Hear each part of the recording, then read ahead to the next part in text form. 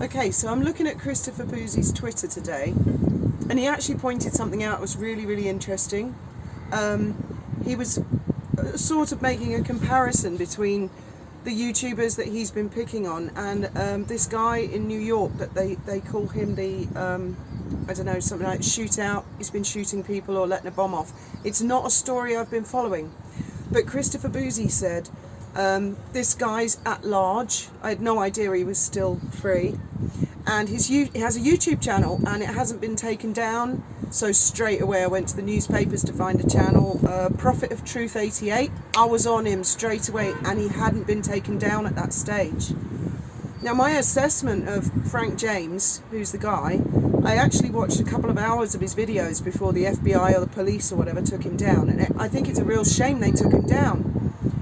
Because I've often wondered with these sort of incidents and school shootouts and stuff like that, why don't people ever say why? What drove that human being to do that? Can we learn lessons from it? Can we maybe learn, don't take the piss out of human beings until they're driven right to the edge and they're going to flick out? Why didn't anybody notice? Now my assessment of Frank is that he came across as one of the sweetest, nicest guys, black guy, but he had been driven crazy by social media, PR, mainstream media lying, and bots. The guy has been literally, he's taken it all on board.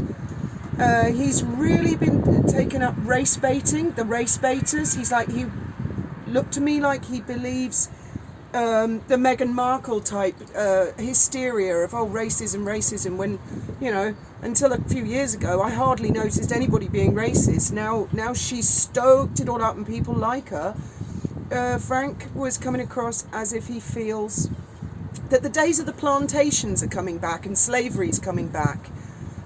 He was also of the opinion that he believes a lot of the I'm not saying getting into the environment argument, is it true or not, but Frank was of the opinion that the governments have convinced him so much the planet's going to blow up imminently, might as well kill everybody now and be done with it. So, you know, mainstream media, bots, PR, think on. You've actually driven this guy crazy, and if I met Frank in the street and I didn't know anything about him, I'd be happy to sit and have a beer with him. I wouldn't mind being in a lift with him. I always think of that, a confined space. If you can drive someone like Frank crazy to do something like that, I would suggest that Frank is maybe just a thin end of the wedge, and there could be an awful lot more people about to go like Frank. I think it was really shocking that a man like that, he did admit in his videos that he's a drinker in the evenings and he showed himself drinking, and that obviously doesn't help.